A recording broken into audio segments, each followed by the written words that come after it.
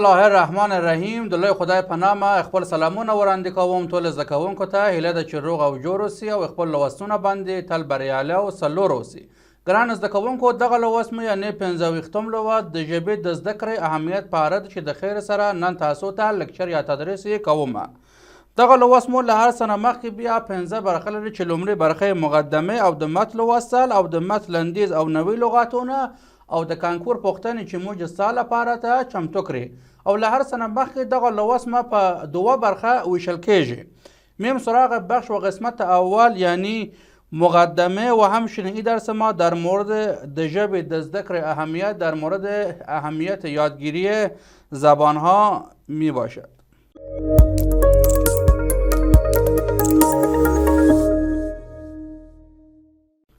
راز و مقدمه ته په ټولنه کې د وګړو ترمنځ د پوهونې او راپوهونې او د بشري پوهنه د زده کړې بنسټیزه وسیله ژبه ده. اینجا کلمه ژبه به معنای زبان ویل کیږي و کلمه وګړو به معنای مردمان یا ولس هم ویل کیږي و همچنین کلمه پوهونې او راپوهونې به معنای افهام و تفهیم است. گفته در بین افراد یا ولس یا مردم جامعه برای افهام و تفهیم یکدیگر و همچنین برای آموزش و تحصیلات دانش‌های بشری یک وسیله اساسی و پایه‌ای زبان است یا زبان می باشد.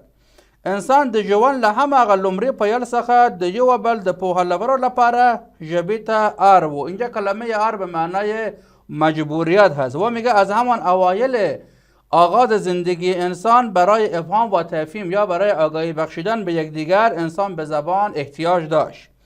او هغو اړ و چې خپل فکر یو بل ته انتقال کړي او د بل په فکر باندې ځانونه وپوهوي. اینجا کلمه وپوهوی به معنایی که بفهمانند و گفته آنها از همان اول احتیاج داشتند که برای انتقال افکار و تفکرات خود به دیگران همدیگر را آگاه کنند. ژبه انسان ته د ورتیا ورکوي چې پوهه، مهارت، تجربه خوندي او په لیکنې یا ګرن شفاهی توګه نورو ته ولیږدوي.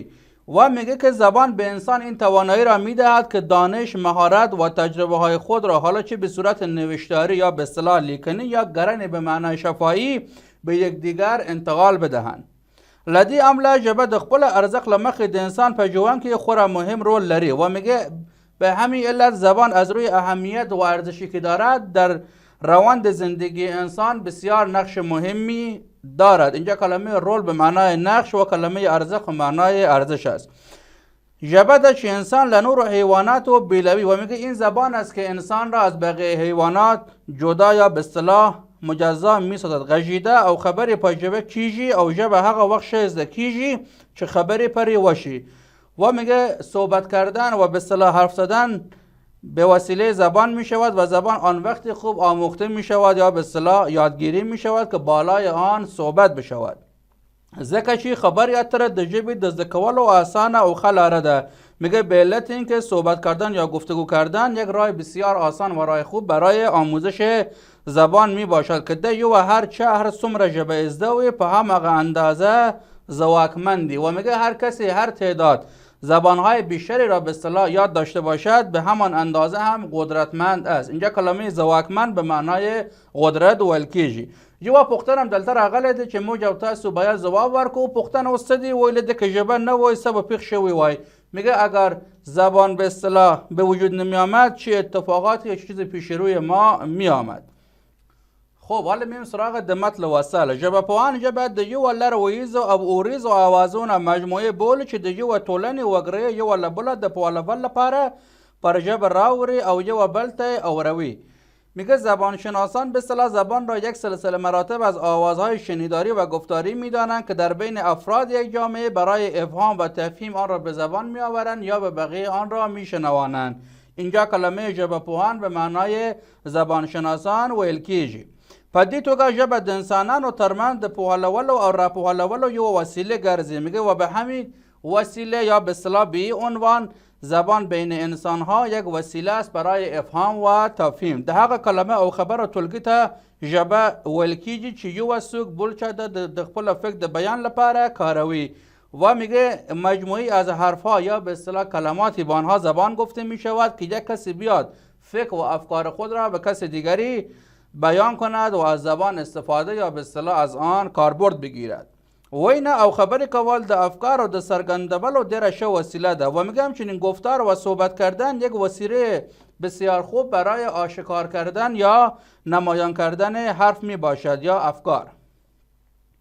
ژبه یوه ټولنیزه پدیده ده چې د هغې په وسیله د ټولنې ترمنځ یوه ډله اجتماعي مناسبات منځته راځي و میگه همچنین زبان یک پدیده اجتماعی است که به وسیله آن در بین افراد جامعه مناسبات اجتماعی منځته راځي، یعنی به وجود می آید. ژبه د آوازونو د یو سیستماتیک نظام په توګه د ښودلو او زده کولو وړ دی و میگه همچنین زبان به عنوان یک نظام سیستماتیک از آوازها هم لایق یادگیری و هم لایق نشان دادن یا نمایش دادن است. زن ته ټاکلي قواعد لري او له ټولنې څخه زده کیږي و میگه که همچنین قواعد خاص خودش را دارد و از جامعه آموخته می شود. د ټولنی محصول ده و میگه محصول جامعه است او موجودیت له ټولنی څخه د بند نسی تصور کیدای و همچنین میگه که موجودیت آن را از بالای جامعه ما نمیتوانیم تصور کنیم. ژبه د انساني ټولنه په چاپریال کې د حقایقو د څرګندولو او د افکار د تبادلې وسیله ده و همچنین میگه زبان به عنوان یا بهتر بگم زبان در محیطی که انسان در آن زندگی میکند یا محیط اجتماعی یک وسیله خوب برای آشکار کردن حقایق و همچنین تبادل افکار می باشد. اینجا کلمه سرگندولو به معنای آشکار کردن یا نمایان کردن و همچنین کلمه چاپریال به معنای محیطی که انسان در آن زندگی میکند یا بهتر بگیم محیط زیست. یو مشهور متل دی چې وایي خپله ژبه هم کلا ده هم بلا و میگه یک مثل بسیار مشهور است که میگه این زبان هم کلا است و هم بلا. اینجا کلمه کلا به معنای غلا ویل کیږي، یعنی که دی ښه وکاروله او ښه نرمي نیکې خبرې دی وکړې نو ستا لپاره هم ګرځي او که دی تر ناوره استفاده وکړو نو بیا ورته همدغه خپله ژبه بلا و آفت ګرځي. و اینجا گفته که به معنای گفت که این زبان هم بلاست و به اصطلاح هم کلاست، یعنی میگه اگر ما استفاده خوب بکنیم از زبان و آن را به صورت مناسب و خوب استفاده کنیم از آن برای ما به صورت امنیت و خوبی می آید، ولی اگر از آن استفاده ناوره به معنای نامناسب بکنیم میگه همین زبان برای ما بلا و آفت گرزی، یعنی میگه بلا و آفت میگردد. د ژبې د سمې کارونې لپاره لنډه کیسه ولولي او ترې پند واخلي و میگه برای استفاده و کاربرد سم یا صحیح در مورد زبان ما یک قصه برای شما آوردیم در این پایین که آن را بخوانید و از آن پند واخلي، یعنی پند بگیرید. یو وخت یو پاچا خپل آشپز ته وویله چې بیگا ته ښه خوندوره خواره پخه کړه. میگه یک روز یک پادشاه به آشپز خود گفت که برای ما در بیگا یک به اصطلاح غذا یا خوراک بسیار خوندور یا قوی پخته کن. آشپز خر ته لاړه او د پس ژبې رانیوله او پاچا ته یې پخه کړه و میگه آشپز به شهر رفت و به اصطلاح یک زبان گوسفند را گرفت و او را برای پاچا پخته کرد. اینجا د پس ژبې به معنای زبان گوسفند ویل کیږي و کلمه خر ته ولاړه یا خر ته لاړه به معنای به شهر رفت. بیگا ته پاچا وخوره او در مزه ورکړه و میگه که آن را بیگا به اصطلاح پادشاه خورد و بسیار مزه کرد. بل شپې ته پاچا خپل آشپز ته وویله چې بیگا ته خراب خواره پخه کړه و میگه که بعد شب دیگر پاچا به آشپز خود گفت که یک خوراک یا به اصطلاح غذای خراب برای ما پخته کن. آشپز بیا د پس ژبې پخه کړه. میگه باز آشپز دوباره آمد یک زبان گوسفند را پخته کرد. کله چې پاچا دودی وخوره له آشپز څخه وپوښتله و میگه باز که آمد پادشاه دودی اینجا به معنای نان ولی خب به معنای غذا اینجا بگیم بهتره. میگه وقتی که پادشاه غذا را خورد باز آمد از آشپز وپوښتله، یعنی سوال کرد یا پرسان کرد. پرون می درته وویله چې ښه خواره پخه کړه نو ته راته ژبه پخه کړه او چې نن می درته وویله خراب خواره پخه کړه بیا دم ژبه پخه کړه. میگه ما برای تو دیروز گفتیم که یک غذای خوب پخته کو باز رفتی همون زبان گوسفند را به اصطلاح پخته کردی و باز امروز هم که برای تو گفتیم یک غذای خراب پخته کن بازم آمدی زبان گوسفند را پخته کردی. د دې راز پس کی میگه راز این در چیست؟ آشپز وویله. میگه آشپز گفت که همدا ژبه دی چې ښه خبرې پر وکړي او په خوږ خبره او ښه ډول استعمال کړي نو ژبه خوږه ده، که په بدو خبرې استعمال کړي نو بده ده. آشپز باز آمد در پرسان یا در جواب پادشاه گفت که همین زبان اگه بالاش حرفای خوب به اصطلاح گفته بشه که بسیار شیرین است، ولی اگه حرفای نامناسب و بد و ناپسندیده بالای او گفته بشه همین زبان بسیار بد یا بهتر بگم بسیار بدمزه می شود. خب حالا میم سراغ د متن لندیز یعنی خلاصه متن. ژبه د انسان ټولنې په چاپریال کې د حقایقو د څرګندولو، د افکارو تبادل او د بشری پوهنه د زده کړه بنسټیزه وسیله ده. زبان در زندگی یا بهتر بگم در محیط اجتماعی زندگی انسان یک وسیله خوب برای آشکار کردن حقایق و همچنین برای تبادل افکار و اندیشه ها و همچنین یک وسیله پایه‌ای و اساسی برای دزدکره به معنای آموزش دانش بشری می باشد. ژبه ده چې انسان پرې خپل فکر او نظر بیانوي، خپل مطلب او غوښتنې یو بل ته وایي او همداشان د نورو په غوښتنو پوهیږي. و میگه این زبان است که انسان به اصطلاح میتواند از طریقه آن افکار و نظرهای خود را بیان کند و همچنین بالای مطالب و درخواستهای دیگران متوجه بشه و همچنین بتواند مطالب و درخواستهای خود را به دیگران بفهماند.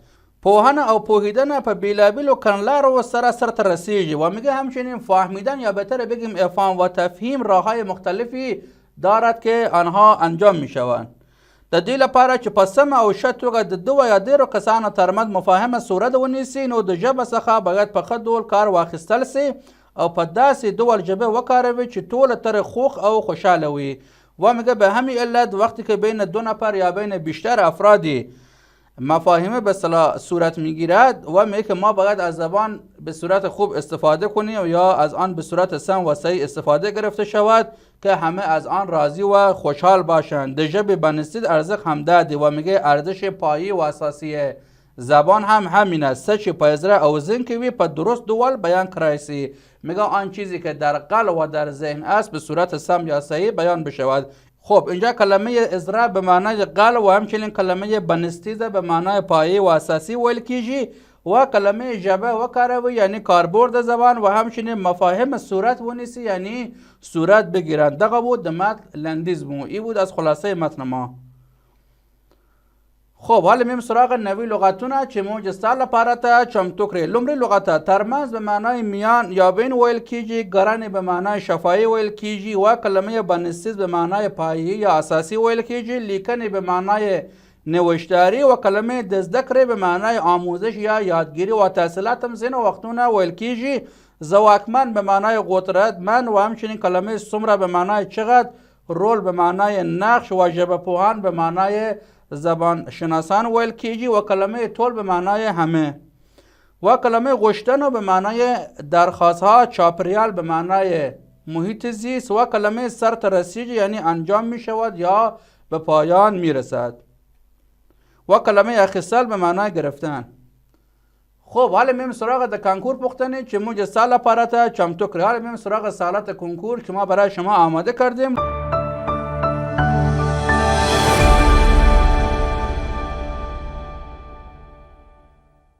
لومړی پوښتنه څه دی ویلي؟ سوال اول چی مطرح کرده؟ ترمنز معنی پناخه کړی. گفته معنی کلمه ترمنز چیست که جواب سم یا صحیح میشه گزینه دریوم یا سوم به معنای میان. دوم پوښتنه څه دی ویلي؟ سوال دوم چی مطرح کرده؟ ژبه‌پوهان معنی پناخه کړی. گفته معنی کلمه ژبه‌پوهان چیست که جواب سم یا صحیح میشه گزینه دریوم به معنای زبانشناسان. دریم پوښتنه څه دی ویلی دی؟ چاپریال معنی پناخه کړی. گفته معنای کلمه چاپریال چیست که معنای سم و صحیح میشه گزینه یو یا یک به معنای محیط زیست. ګران زده کوونکو دغه لوست مو هم د خیر سره خلاص سوله. هیله ده چې روغ او جوړ اوسئ او خپل لوستونه باندې تل بریالي او سرلوړ اوسئ. تر راتلونکي غونډې د الله په امان. الله مو مل څه ښه شپه او ورځ ولرئ.